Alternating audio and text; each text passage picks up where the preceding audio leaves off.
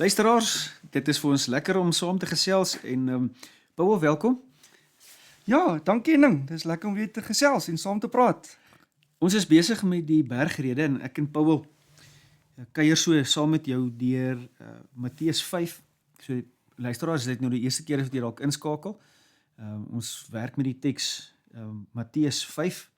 Dit is die bergpredikasie, bergrede van die Here Jesus. So dis een van die eerste kere waar hy, met ander woorde, sy disippels en 'n groot klomp mense leer. En dan praat hy deur 'n klompie praktiese goed. So ons het dit goed gedink om vir die volgende paar weke deur die bergrede te praat, saam met julle te kuier en te sê maar hoe pas dit prakties in ons tyd? Wat maak hoe verstaan 'n mens? Want baie keer van die goed wat Jesus dan ook gesê het, natuurlik, het daai mense maar ook nie verstaan nie. En sien 'n mens met mens 'n bietjie in 'n groter perspektief sien. En tog is dit so prakties. Dit is so van toepassing op ons lewens. So maak gerus oop daar by Matteus 5. Ons het goed gevorder met hierdie gedeelte. Ons het verlede week gepraat oor die barmhartiges, nee, geseënd is die wat barmhartig is, vers 7, en ook geseënd is die wat rein van hart is. So net vir perspektief weer onthou, so dis die Here Jesus wat hier praat met waarskynlik 'n klomp ongeleerde mense, mense wat deur die samelewing verstoot word, en hy kom sê vir hulle, julle is geseëndes. En dan verwag hulle, weet, wat is 'n geseënde? Ons dink ook mos 'n geseënde is iemand met wie dit fantasties goed gaan. Dan sê hy nee, geseënd is die wat weet hoe afhanklik hulle is, en geseënd is die wat treur. Geseënd is die sagmoedig is. Geseënd is die wat reg, wat ken dit wat reg is. So Jesus kom draai hierdie geseënd wees heeltemal op sy kop. So dit is die konteks van hierdie gedeelte. En Paul, is daar nog iets rondom die inleiding so wat jy wil sê? Ek dink dit is waar wat jy sê, nee, as mens nou dink weer aan die geseëndes, dan moet ons onthou 'n geseënde is iemand wat die Here ken. Dit gaan oor daai verhouding. Ons het nou al 'n paar keer in die gesprekke daarop gefokus, maar hier weer, nee, dit gaan ons oor ons verhouding. En as mens deur die Bybel kyk, dan sien mens dit. Ook in die Psalms, nee, Psalm 16 van Dawid, so mooi, nee. Ook wat hy sê, die Here is sy lewe. Al wat ons wens, Paulus wat sê, al wat ek wens is om Christus te ken, krag van sy opstanding te ondervind. So alles gaan daaroor om 'n verhouding met God te hê. Ja. En ons kon nie, ons is nie waardig nie. Christus het ons waardig kom maak. En dis hoekom dit vir ons as gelowiges so groot voorreg is om deel te mag hê. En as jy dit sien, as jy sien dat dit jou skat is, die mees belangrikste, mees waardevolste ding wat jy kan hê, dan verander jou perspektief op die lewe. Ja. So oor mooi dat Jesus nie hier praat van geseënd is hierdie lysie lekker aardse goed nie. Nee, maar geseënd, ek bedoel, daar kan dalk 'n seëning op jou pad kom van iemand wat jou versorg of 'n geskenk gee of jy is in staat om jou gesin goed te versorg en daar lê seën in. Maar Jesus noem niks daarvan hier nie. Ja. Hierdie geseënd gaan juis oor 'n verhouding waarin, ek bedoel, my geseënd wees, die goed gaan met my, lê so totaal in Jesus Christus, Ja. en wie hy is en my navolging van hom, dat dit elke keer uitloop op 'n optrede. Ek is geseënd selfs wanneer goed aan my gedoen word, maar ek kan volhard. Dis 'n bietjie anderster as wat ons in die wêreld dink. Is so, ek dink mense kan dit amper sien as hierdie seëninge, soos wat jy dit sê, is amper alles maar net heenwysings na die volmaakte. As jy nou dink aan 'n wonderlike huwelik, dis wonderlik, maar dit kan enige tyd van jou weggevat word. Daai huwelik wys heen na die mees volmaakste huwelik waarna toe ons op pad is. Of rykdom, kan mens sê, nee, rykdom, nee, dis wonderlik, maar dit kan enige oomblik wegvat. Dit is stoffelik, dit kan enige oomblik van ons al weggeneem word. Die rykdom wat ons het, is om kinders van God te wees. Ja. So al hierdie aardse goed moet ons sien hoe dit eintlik maar net heenwys na Christus wat die mees volmaakste is. Dis ons seën, dis die seën wat 'n gelowige het. Nou luisteraars, kom ons werk dan 'n bietjie daar met vers 9. Ja, en ek gaan hom sommer lees. Vers 9 sê, ons lees daar, geseënd is die vredemakers, want hulle sal kinders van God genoem word. Geseënd is die vredemakers.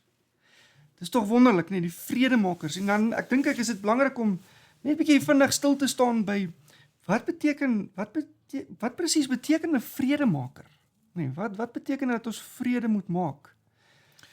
Ja, en miskien ons het so 'n persepsie in ons tyd van ons eie reg. Nee, ek moet opstaan vir my reg, ek moet beskerm wat myne is. Dat mense dikwels wanneer hulle hierdie goed hoor in die Bybel so half smalend is van ja, weet Christene is volgens hierdie vers moet Christene ou klomp sissies wees. Ons moet maar net vat alles wat na ons kant toe kom, né? En vredemakers, ek dink in die eerste plek moet ons sê wat is dit nie? Vredemakers is nie mense wat agteroor sit en God se water oor God se akker maar net laat gaan nie. Nee, ek dink nie dis 'n vrede. Hier's 'n aksie in. Dis 'n vredemaker. Hy gaan uit om vrede te maak. Hy sorg. Met ander woorde, dis nie iemand wat bang is vir konflik eers nie. Want ek bedoel daar waar vrede nodig is waar konflik is daar vrede nodig. So dis nie iemand wat agteroor sit en wat maar net my oupa het gepraat van 'n poepelappie. Dis 'n vreeslike woord. Nee, maar dis nou so iemand wat weet jy, alles is nou hy praat sag. Ek dink nie dit is die bedoeling nie, nê, is dat Christene is hierdie mense wat maar vermurwe en wat maar net verdra wat na hulle kant toe kom nie. Daar is 'n element daarvan. Nee, en mense sien dit baie keer getuienis, ek het nou 'n getuienis geluister in die week van 'n Christen wat in Rusland in die tronk was vir baie jare. Vervolgens hy het sy vrou, ek dink dit was vir 15 jaar, tussen 15 en 18 jaar wat hulle uitmekaar het, was albei in die tronk oor hulle geloof. En hy het net gesê maar hy daar besef die Here wil hy moet geen verdediging hê nie. Nooit vir homself nie. En dis wat hom behou. So daar is iets daarvan. Maar daar's 'n krag in dit. Nee, dis nie swak nie. So vredemaker is nie 'n swakkeling nie. Ek dink dis baie belangrik om te sê. Ja, en as mens nou ook dink aan die disippels, almal van hulle is vervolg. So dan sien mens die oorgee, maar mens sien ook, kyk wat was hulle gereed om te doen. Hulle was getuies. Elke oomblik wat hulle was hulle gereed om te getuig van die koninkryk van God waarvan ons ook so baie keer hierso in hierdie gedeelte lees, Dit gaan oor God se koninkryk wat Christus hier op aarde kom stig het. Wat hy vir ons moontlik gemaak het om deel te mag wees van daardie koning se koninkryk. Ja. En hulle was gereed om daaroor te getuig. So as 'n mens nou dink daaraan, dan dink ek een ding is dit nogal interessant. Paulus gee vir my 'n mooi balans hier. In Efesiërs hoofstuk 4 dan sê hy hierdie woord. Hy sê vers 15, Efesiërs 4 vers 15 dan sê hy: "Nee, ons sal in liefde by die waarheid bly en so in alle opsigte groei na Christus toe." Ja. Daar's my balans in liefde by die waarheid. As 'n mens sê jy's net lief, dis wat jy nou beskryf het, ons is net lief. Ag, ons moet tog net vergewe. Ons moet tog net die minste wees. Ons moet tog net, dan is jy eintlik lafhartig. Ja. Want dan sê jy eintlik, ag nee, wat loop maar oor my. Ek gaan jou nie aanspreek nie. Ons moet net vir mekaar geduldig wees, aanvaar en aangaan. Dis net liefde. Ja. Dis 'n wanpersepsie van vrede. As ons net by die waarheid bly, dan kry mense die mens wat sê, ja nee, ek sê 'n ding soos wat dit is, jy weet. Ek gee nie om oor enige mense se gevoelens nie, want ek wil die waarheid verkondig, jy weet. Ek moet sê, ek kan nie stil bly nie, ek moet sê wat dit is, jy weet. Dan is dit daai waarheid, daai konservatiewe, jy weet, wettiese manier van doen. En dis mooi vir my hierso, dis in liefde by die waarheid. Ja. So, ja, jy gaan die waarheid praat, maar dit gaan altyd in liefde wees. Ja, die een begrens die ander een. Ja, en dis dit reg. met ander woorde binne God se grense. Dis reg. En as mens nou dink aan Jesus, as mens dink aan sy gesprekke met die fariseërs en die skrifgeleerdes, dan sien mens hierdie liefde by die waarheid bly in sy woorde, in sy wysheid, in sy perspektiewe wat hy vir hulle gee. Hy het nie stil gebly nie. Ja. Hy was bereid om te sê, maar dit was altyd nog steeds in liefde. Daar was nooit hoogmoed daar nie. Daar was nooit jy weet so steek net om vir hulle te sê, luister, jy weet, iets van wat ons baie keer by onsself sien, Ons wil hom met die laaste ou inkryf, die laaste antwoord. Ons wil daarom net so ietsie vir hulle wys van, jy weet, ek was reg gewees. Jy weet daai ding van ek het mos gesê, jy weet. Ja.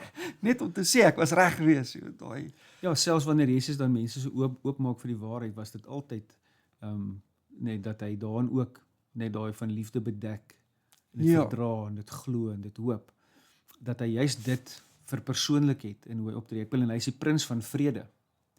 Hy is die prins van vrede, wat beteken is hy is nie net die eienaar daarvan nie, maar hy is ook die toepasser. Nee, die prins is die een wat die koning gestuur het, een van sy seuns om sy boodskap iewersheen te vat, nee. En so hy is die prins van vrede. Ek dink sommer Paul ook hier aan Filippense 4, waar ons aan vers 4 nee, wees bly, wees bly in die Here, wees inskikkelik teenoor mense, inskikkelik, nee, luister, wees nee, nederig, hoor hierdie goeters. Die rede daarvoor, dan sê hy so mooi, want die Here is naby. Dit gaan nie in die eerste plek oor daai ou en wat ons hier gaan reg nie, want die Here is naby en dit is wat die prins van vrede verwag, nee. En dan sê hy, moet oor niks besorg wees nie, maar maak in alles julle begeertes deur gebed en smeking en met danksegging aan God bekend. En dan kom die belofte. En die vrede van God, wat alle verstand te bowe gaan, sal oor julle harte en gedagtes waghou in Christus Jesus. Ja. So, wanneer ek hierdie goed met die Here praat, hoor weer die verhouding, dan sê hy, sy vrede gaan my bewaar. Dis kosbaar, ons dink baie keer, maar God se krag gaan my bewaar, en dit is ook so. Maar hier sê hy spesifiek, wanneer ek my hart vir hom uitstort, wanneer dit my gesindheid is, ek is deel van hierdie koninkryk, dan sê hy, sal sy vrede, hart, met ander woorde my emosies, en gedagtes, met ander woorde hierdie kwaad in my, of my rasionele, hy sê, sal dit bewaar. En dis wat 'n vredemaker, dink ek, dan is iemand, net so mooi gesê, geseënde is iemand wat die Here ken, is iemand wat in sy seun leef, is 'n geseënde. Ja. En ek leef dus hierdie vrede, so ek is 'n vredemaker wanneer God se vrede my hart en my gedagtes beskerm, maar daai beskerming beteken ook beheers, nê. Sodat ek nie uit my eie wil uit teenoor iemand optree of die konflik aanblaas of maar juis so optree dat omdat ek die Here se kind is die Here naby en raak ons rustiger. Ja. En dit is die mooi van daai teks wat jy nou aangehaal het, want net 'n paar verse verder dan staan daar weer en God wat vrede gee sal by julle wees. Ja. Maar wat tussen die twee vrede staan is rig julle gedagtes op alles wat mooi is en goed is en prysenswaardig is. Wat is hierdie goed? Dis God. Nee, ons moet ons gedagtes rig op die mees volmaakste persoon wat na die aarde toe gekom het, wat ons met die mees volmaakste liefde liefgehet en selfs vir ons sterf. So, dis presies wat jy sê, nee, daai gedagtes moet vol wees van dit. As ons gedagtes nie op Christus gerig is nie, kan ons nie die vrede hê nie. Ek dink ook wat nog 'n sterk onderskeid net hier is, hier staan nie wie die geseënd is die vrededenkers nie. Nee, die mense wat dink oor vrede. Hy sê se vredemakers. So ek dink dit begin hier in my eie kring, mense vriendekringe, jou huis, jou huwelik, jou kinders, hoe dikwels is daai verhoudinge maar moeilik, nê?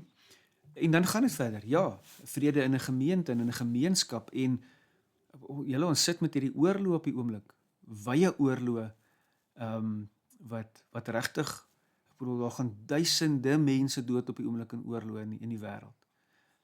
En wat ons nie moet doen nie, en ek dink hierdie teks lig dit ook uit, is ons is baie gemaklik om kant te kies. Sien, hierdie ouens het reg, dis hierdie ouens se reg om terug aan te val. Dit is hierdie ouens se land, so hulle mag, dis hierdie ouens se begeerte, so hulle mag. Maak nie die saak watter kant van die oorlog hier staan nie, maar dit is aanblaas. Dis nie vredemakers nie. Vredemakers is die mens moet sê, goed, so as jy bereid om jou reg 'n bietjie eenkant te sit, sodat ons die vrede kan. Ja. Is jy bereid om Christus meer te eer as jou eie regte? Nee, dis wat vredemakers doen. Dis 'n praktiese ding, en partykeer voel dit vir my, ja, ons sit hier in Namibië ver van al hierdie goed af. Maar hoe sou dit lyk as daai konflik na ons toe kom? Sal ons vredemakers wees? Ja, wat ons mense beskerm wanneer ander hulle aanval. Die Here sê nie ons moet terugstaan en maar net gaan lê nie. Nee, ons beskerm, want ons lewe is kosbaar. Maar gaan ek geken word as 'n vredemaker of as iemand wat die onvrede, die konflik aanblaas? Dis reg, en so terwyl jy nou so praat, dink ek ook een van die redes hoekom ons dikwels dit moeilik vind om vrede te maak, is omdat ons, soos wat jy nou gesê het, net daai is die vyand, dis die slegte mense daai. Maar wat is ons? Jy weet, het ons geen sonde nie, het ons dan nou niks gedoen wat hierdie oorlog aangehits het of aangeblaas het nie. Ja. Nee. As jy nie jou eie sonde verstaan, as jy nie verstaan dat die sleg wat in daai mense is net soveel ook in my. Ja. Voordat ons nie by daai punt kom om te sê, ons almal staan in diep afhanklikheid voor Christus nie, gaan ons nie vrede kan maak nie. Gaan ons altyd daai mense as vyande sien en daai mense as vriende. Iemand het een keer gesê, daar's niks wat ons perspektief so beïnvloed en ons sondebegrip so beïnvloed soos om na ander mense en ander mense se sonde vas te kyk nie. Nee, want wat dan outomaties gebeur is jy kyk na daai persoon en jy dink dis die vyand. En dan as hoe meer jy van hom vaskyk, hoe meer beïnvloed dit jou perspektief oor die mense agter daai persoon ook. Ja. Want dan sê jy, ja, jy sien nou as 'n vrou, dan sê jy ja, Alle vrouens is almal sleg, nee. Ja. Of as dit 'n man is, nee, alle mans is sleg. Of as dit iemand van 'n sekere ras is, dan sê jy ja, daai mens kan verwag van hulle, nee. Hulle is almal sleg. Ja. Nee. Hoekom? Want ons het 'n verkeerde begrip van sonde. Ons sien nie die sonde in ons eie lewe nie. Ja. En dis hoekom ons nie vredemakers kan wees nie. Die wonderlike is dat Christus ons by daai punt bring om te sê, wow, kyk wat het hy vir my gedoen. En as hy dit vir my gedoen het, dan kan dit ook verander. En die luisteraar, hoor mooi, wat is die belofte dan hier? Want dis spesifiek waarom Paul nou praat, dan gee ek jou daarom nou so 'n bietjie status en styg in status, Paul. Nee, is hulle sal kinders van God genoem word. Met ander woorde, hulle status, hulle identiteit, mense wat vrede maak, se identiteit is in Christus vas, want dis menslik nie moontlik. Nee, ons is bedraad om onsself te beskerm en vir onsself op te staan, maar vredemakers is anders bedraad. Hulle is deur Christus bedraad. En dit sal bekend wees jy's 'n kind van God. Nou in sekere kringe gaan dit nie vir jou 'n goeie status wees nie. Dit mag dalk vir jou, nee, maar jy gaan bekend staan as 'n kind van God. En op die ou ende is dit self is so 'n beeld wat reg deur van die Ou Testament waar die begin die skepping af deurkom, is hierdie kindskap, vader-kind, heeltyd ook hoe God homself openbaar, hoe God nader trek, hoe God met Abraham werk, hoe God met Dawid werk. Heeltyd in, maar jy is my seun, jy is my kind. Nee, wie jy hierdie diep verhouding. Dit trek terug na verhoudinge toe en nie na 'n status of iets nie, hierdie diep en kind, nie kollega nie gelyke nie, kind. Dis wat die Here sê, as jy geseënd is en jy kan vrede maak, met ander woorde, jy weerspieël my beeld word al hoe meer in jou herstel, want ek is die prins van vrede. En dis hierdie mooi belofte, kindskap voor die Here. 'n Mens lees oral in die Bybel daarvan. Ja, dis so belangrik, nee, om te sien, ons is kinders. En soos jy ook nou tereg gesê het, nee, weer eens kom die verhouding na vore. Nee, en dan moet ons as gelowiges onsself afvra, en geliefde luisteraar, is dit jou skat? Is dit jou grootste skat? Is dit die ding wat jy die meeste waardeer, die meeste waarde aanheg? Want as dit nie so is nie, kan ons nie vredemakers wees nie. Ons moet besef wie ons nou in Christus is. Ons is kinders van God. Want dit gee vir ons krag om vredemakers te wees. Want dit maak nie saak as daai persoon my vervolg of sleg behandel nie, want ek's kind van die Here. En dis my skat, dis waarna ek vashou. Dis my status, dis my identiteit. Dis wie ek is. En nie die beledigings of die wat ook al hulle my toesnou nie. Ja. Luisteraar, is jy vredemaker? En dan is jy geseënd, sê die Here. Kom ons luister gou 'n bietjie na musiek. Jy's oor vrede en dan gesels ons nou met mekaar. Luisteraar, dankie dat jy saam luister en saam gesels hier op 'n tyd om te praat. Ons is besig met die bergrede, die seëninge van die Here. Ons kon nou hierdie lied ook oor vrede hoor. En nou gaan ons oor na amper 'n kontras. Dis net Jesus wat so kon preek. Baie keer die begeerte, ek dink, joh, as ek maar soos Jesus kon preek. Maar nou mag ons met sy preke werk. Hy sê in vers 10, geseënd is die wat vervolg word, omdat hulle doen wat reg is, want aan hulle behoort die koninkryk van die hemel. So in vers 9, geseënd is die vredemakers. So moet nou nie ander ouens gaan seermaak en sê, maar as jy nou seer gemaak word, as jy vervolg word, is jy geseënd, terwyl jy doen wat reg is. Die Die onderskeidende woordjie hier is reg, nee? Die wat vervolg word omdat jy doen wat reg is. Nou ek wil luister oor ons sommer dadelik die terugverwys na vers 6 wat sê geseënd is die wat honger en dors na wat reg is. So met ander woorde, dis my gesindheid, dis my strewe, my fokus. Ek wil met ander woorde reg en regverdigheid, ek wil voor die Here reg wees. En dan die belofte daar is want hulle sal versadig word. Met ander woorde, jy sal verkoop word. Daar gaan 'n vergenoegdheid wees wanneer jy daai gesindheid het. Nou kom dit by die praktyk. As jy nou daai gesindheid het en jy lewe so en jy word vervolg daarvoor, dan is jy geseënd. Geseënd is die wat doen wat reg is. Paul, ons het bietjie vroeër het ons hieroor gesels oor in Petrus hoe mooi hy hierdie reg verduidelik. Ek dink dit is vir my een van die mooiste beelde. Nie vir ons lees daar, ek dink dit is 1 Petrus 2, né? Dis reg, 1 Petrus 2 vanaf vers 20 en ek gaan sommer so lees terwyl ons dit saam praat daaroor. Vers 20 sê, as jy gestraf word wanneer jy oortree het, watter verdienste is daarin as jy dit verdra? Maar om lyding te verdra wanneer jy goed doen, dis genade van God. So, ek dink as mens nou net bietjie stil staan met daai versie, dan is dit belangrik om te sien, nee, as jy sleg doen en jy word te nagekom, of jy word gestraf, of wat ook al, dan is daar's geen eer daar nie. Jy verdien dit, ja. Want jy verdien dit. Maar as jy hierdie goeie gedoen het en jy word dan gestraf, dan kry jy die eer van God, want jy het hom gevolg, jy het sy wet nagekom, jy het hom gehoorsaam, en daarom is jy kind van God. So, en dan gaan hy verder. Hy sê, jy's hiervoor is julle ook geroep, omdat Christus self vir julle gelei en so vir julle voorbeeld gestel het, sodat julle in sy voetspore kan volg. So, hier trek Petrus nou Jezus na vore as 'n voorbeeld, ons volg sy voorbeeld, Jezus wat ook deur goeie gedoen het, en dan daarvoor gelei het, aan 'n kruis gesterf het.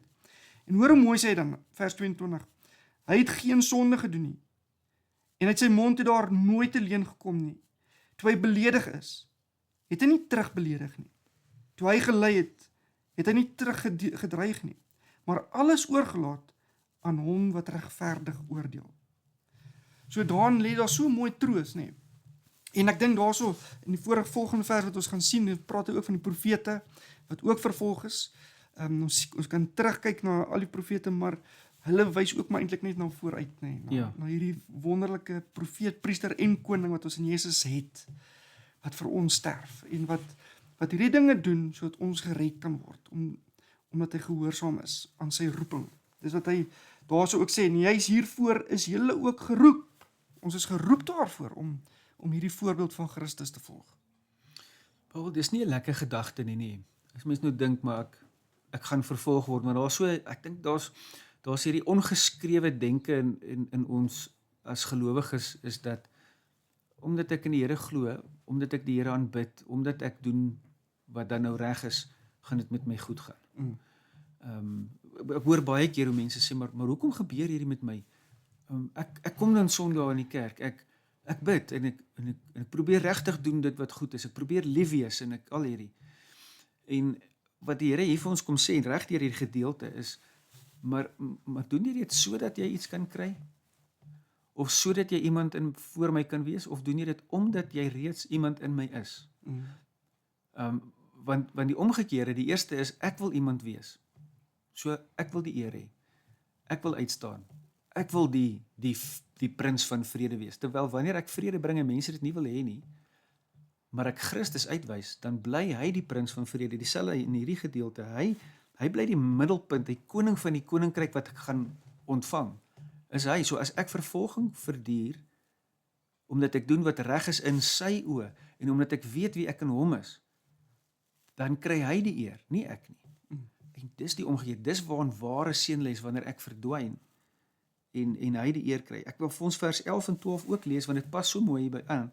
Dit is amper so 'n toebroodjie of 'n afsluiting van hierdie preek. Hy sê, geseënd is julle wanneer die mense julle ter wille van my beledig en vervolg en valslik al wat sleg is van julle gesê. Dis nie 'n lekker vers nie.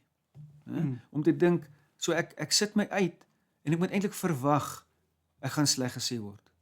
En as hy praat van die mense, Hy praat nie van dan gaan die geseëndes jou beledig nie, dis die mense. Hulle mag dalk saam met jou rondbeweeg en lyk soos geseëndes, maar die mense gaan dit doen want hulle verstaan nie. Hulle is nie geseëndes nie want hulle dra nie hierdie nie. Dis nie hulle fokus nie. En dan gaan hy aan, hy sê wees bly en verheug. Want julle loon is groot in die hemel. Hulle het immers die profete voor julle net so vervolg. Dit sê die Here Jesus. Dink nou vir jouself, luisteraar, die eerste preek wat jy van Jesus hoor, is hierdie woorde. En hy sê, luister, jy moet bly wees as dit met jou swaar gaan. Net dis waaroor hierdie geloof wat ek aan julle verkondig, hierdie evangelie, die goeie nuus is, wees bly as dit met jou sleg gaan. Ek wonder hoeveel mense het oorgebly, en of hulle ook maar soos baie keer uit ons dienstyd opstaan, ek hou nie van daai boodskap nie. Dit was nie vir my lekker nie. Waar is die liefde, waar is die hoop, waar is die vertroosting, waar is die waar is die seëninge wat hy oor my uitspreek? Nou kom praat jy oor 'n klomp slegte goed. So Jesus se preke dink ek was ook nie net super gewild heeltyd nie, nee. Ja. Maar kan jy indink en dan later sê hy omdat hulle my vervolg, gaan hulle julle vervolg. Die seun van God is vervolg, sy volgelinge sal vervolg word. Dis ons omstandighede hierdie. Maar dis 'n harde realiteit. Dis nie 'n lekker ding nie. Partykeer moet mens eerlik wees en sê, "Sjoe, dit vang my. Ek is asof ek nie gebou is om hierdie goed te kan hanteer nie." Ja, so ek dink dit is belangrik nou weer om te sien, dis Jesus wat aan ons die koninkryk van God kom verkondig, om deel te word van hierdie koninkryk van God. En as mens dit in konteks sien, hier's 2 koninkryk aan die werk. Of jy is deel van die koninkryk van God, of jy is deel van die koninkryk van die duiwel, Ja. die wêreld. En die gevolg is dat as jy is vir die koninkryk van God, dan staan jy teen die duiwel, teen die koninkryk van die wêreld. Jy staan teen hom op, jy getuig teen hom. Jy sê, daai koning kan jou nie red nie. Hierdie koning moet jou red. So outomaties gaan daar vervolging wees. En dis hoekom Jesus ook dan nou sê, as jy my wil volg, moet jou kruis opneem en my volg. Nee. So dit gaan moeilik, dit gaan nie maklik wees nie, want ons staan dan op teen die koninkryk van die wêreld. Ja. En as my fokus, so onthou, hoor die belofte in vers 10, en die bedoeling daarmee in 11 en 12 ook is, want aan julle behoort die koninkryk van die hemel. Weer moet mens vra, maar so waar is my fokus? Waar kyk ek as hierdie goed gebeur en ek fokus op die persoon wat my vervolg? Of ek fokus op die omstandighede, hierdie slegte omstandighede om my? Ek kry nie werk nie. Ek bly siek. Dis die een terugslag na die ander en ek voel vir my, dis op my persoonlik op my gemik en dis die goed wat uitstaan. Dan mis ek die koninkryk. Nee, so hy sê dis die koninkryk van die hemel, nie my koninkryk nie. Luister dat die Here, dit beteken nie die Here is lig geraak oor ons omstandighede nie. Of weet hy gee nie regtig om hoe dit moet ons gaan nie. Ons moet nie dit inlees nie. Maar geseënde is iemand wat binne in hierdie omstandighede, eintlik ten spyte van my omstandighede, ten spyte van vervolging, ten spyte van goed wat ek oor myself bring, oor swak besluite wat ek geneem het, nie ander ouens nie, nog steeds op die koninkryk kan sê, maar ek gaan deur hierdie omstandighede gehoorsaam aan my Here wees. Gaan in hierdie verhouding met hom leef, ek wil nader aan U gaan. Dis die regte fokus, nie? Want jy sal die koninkryk van die hemel is behoort, met ander woorde ek behoort daar en ek is klaar deel daarvan. Dis nie nog iets wat ek gaan verdien nie. Dis eintlik 'n bewys daarvan. My fokus is op die regte goed. Dis reg. En ek dink dit laat my dink aan 'n soldaat wat opgeroep word om te gaan veg. Nee, nou 'n soldaat wat opgeroep word, stel sy lewe in gevaar. En al hoekom hy dit doen is, hy doen dit omdat hy opstaan vir die koninkryk waarna hy behoort, nee, die land waarna hy behoort. Hy's patrioties, nee, en hy wil veg. Hy's lief vir daai mense en hy's lief vir daai land en hy's lief vir daai regerder. Dis al hoekom 'n mens sal opstaan en sê ek staan op, ek veg vir dit wat reg is. Nou dieselfde vir ons ook. As ons nie opstaan vir wat reg is nie, dan sê ons eintlik dat ons nog nie Jesus erken as ons koning nie. Ons sê daardeur dat ons nog nie enige waarde heg aan hierdie heerlike skat wat ons het. Dat Jesus kom en hy vat die sonde weg sodat ons deel kan word van hierdie heerlikheid. Nee, dat ons sien nie, ons het geen waarde daar nie. So daarom moet ons dit ook in daardie konteks sien, nee, Jesus wat vir ons so mooi leer, eintlik as ons vervolg word, dan is dit 'n getuienis daarvan dat ons deel is. Dat ons Ja. behoort, dat ons hierdie skat het wat niemand van ons af kan wegvat nie. Nee, dit wys vir ons dat ons op pad is na 'n heerlikheid, want Jesus het kom sterf. Dis hoekom Jesus kom sterf het, nee, om 'n einde te maak aan al die leed en die oorloë en die siektes en die vervolging en die honger en die naaktheid en al daai gevare. Hy het gekom om 'n einde te maak daaraan. Ja. Dis waartoe ons op pad is. So die vervolging wys ons en herinner ons daaraan dat ons hoort.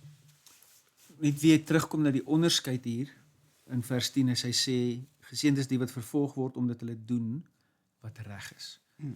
En ek dink dit is die een ding wat ons moet toets, want ons het nie die wysheid in pag nie. Ek het nie die handboek van reg nie. Ek was in die week by 'n prokureur en hy sê sy mentor het vir hom gesê, sy professor, ek kan nie vir jou die wet leer nie. Ek kan jou leer waar om die wet te kry. Nee, ek kan jou leer waar gaan soek ek na die wet om dit toe te pas. En ek dink dieselfde is, ons het nie die reg in ons nie, maar ons kan dit kry. Nee, ons ken hom wat regverdig is. En ek dink dit is nogal 'n belangrike ding, dat partykeer is 'n mens so reg dat jy verkeerd is. Ek dink aan die verhaal van die owerspelige vrou. Is altyd vir my koslik daar hoe net die vrou gevang is. Die owerspelige man hoor ons niks van nie, want dit vat 2. Maar die owerspelige vrou is nou gevang en word sy voor Jesus gebring en hy sit in die grond en skryf. En dan sê hy nou toe een van onskuldiges gooi die eerste klip, nee, hy slaan hulle voete onder hulle uit. Jesus sê nee, hulle is verkeerd nie. As sy oorspel gepreek, sy verkeerd, sy verdien die dood. Die Here sê so, nee, uit die Ou Testament, sy verdien die dood. So hulle is reg. Maar in hulle gesindheid is hulle so reg dat hulle verkeerd is. Nee, hulle kom met hierdie ons gaan nou die reg toepas. Ja. Nee, dis my reg of is weg. En die Here Jesus bring iets anders daarin om te sê nee, maar sy kom staan voor God, die Vader en sy reg. En wat Jesus dan doen is om as hulle so een na die ander verdwyn en net sy bly oor, dan is dit amper asof hy alleen as regter oorbly. Hulle het nou kom vra om hom vas te vang, maar vir haar in haar persoonlike lewe bly hy as regter oor en dan sê hy nie vir haar, ag, jy moet jou nie aan hulle steur nie. Hy sê vir haar, gaan, moenie weer nie. Moenie weer sondig nie. Nee, met ander woorde, bely hierdie sonde. Doen wat reg is. In alle opsigte, jy en ons, nee. So net om weer te kwalifiseer, want 'n mens kan baie maklik jouself regverdig in jou moeilik wees of in jou bekleierery of in jou die leviete voorlê. Maar ons moet pas op dat ons nie so reg is dat ons verkeerd is nie. Dis die Here se reg, met ander woorde 'n verhoudingsreg wees. En ek dink waar moet mens vra, vat hierdie my nader aan God en in 'n verhouding met hom of vat dit my verder van hom af weg in 'n koue kliniese toepassing van godsdienstigheid. En dis vir my net weer die onderskeiding wat 'n mens hier moet hê is die wat doen wat reg is in die Here se oë.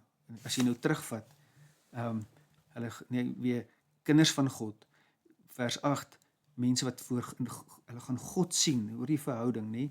7, hulle gaan barmhartigheid ontvang. 6, hulle sal versadig word. 5, nuwe aarde. Dis alles goed wat na hierdie groter koning toe trek, nie? Hy wat meer bedoel het. En dan empatie in vers 4, hulle gaan vertroos word. En dan weer die vers 3, weer die koninkryk. Nee, geseënd is die wat afhanklik is van die koninkryk is hulle se. Dis 'n absolute oorgawe, is 'n weggee van my eie reg en geregtigheid en 'n soeke na die Here se reg. Iets wat vir my nog verder uit is hy hier in vers 12 as hy sê, want julle loon, beloning sal groot wees in die hemel. Hulle het immers die profete voor julle net so vervolg. Ons is nie die eerste ouens wat moeilikheid het omdat ons dan probeer opstaan vir wat reg is nie. Hier is 'n hele woord van God wat sê wat met die profete gebeur het. Wat sê wat uitstaan.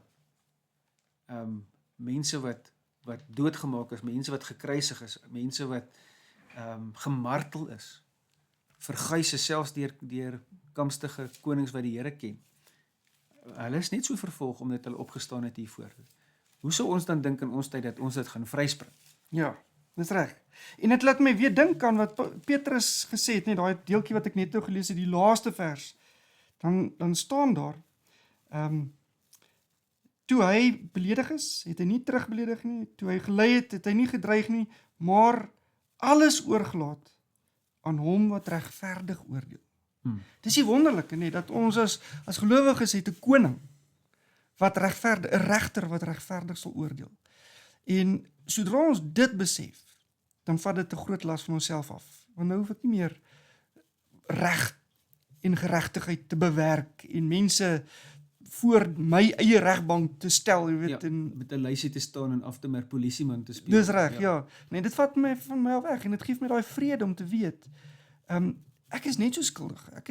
Ek is eintlik niks anders as daai persoon nie. So ek het nie die reg om dit te doen nie, maar die Here sal wel op sy tyd reg laat geskied. Ja. Dit gee vir 'n gelowige baie vrede ook, nê, in daai opsig. Baie vrede en troos, Ja, want dis iets groter as ek wat hieroor sal heers. Ja. En ek wil amper sê 'n oordeel sal vel, ook oor my. ja, En my begeerte en moet net altyd wees, dink ek ook, is dat dit 'n genadige oordeel sal wees. ja, Vir my, ek weet dit, want dis die identiteit waaruit ek kom, is ek ken hierdie genadige God. Maar ook wanneer dit oor iemand anders gaan, is dat dit 'n genadige oordeel sal wees, met ander woorde, dat hulle, ten spyte van hierdie goed, ten spyte van dalk daarvan dat hulle juist die ouens wat jou vervolg, dat hulle hierdie God sal sien en leer ken. En dis waarin ons vrede kry. Luisteraar, hoe voel jy nou oor geseënd wees? Was 'n voorreg om die laaste paar weke oor hierdie preek van die Here te dink oor wat is 'n geseënde. Mag dit jou wêreld omdop. Mag dit weer vir jou 'n nuwe perspektief gee as jy vir iemand sê, maar ek is 'n geseënde. Dat dit nie sal gaan oor aardse goed maar net nie, maar dit sal gaan in diepste dat die Here jou naby trek in 'n verhouding met hom en sê, hier is vir jou 'n nuwe aarde, hier is 'n koninkryk, hier is troos, hier is kindskap. Nee, al hierdie mooi beloftes wat ons hier hoor, hier is vir jou ook barmhartigheid, maar dit lê in die verhouding. ja, dankie Henning, dankie luisteraars. Kom ons leef in daardie vrede van daardie verhouding. Totsiens.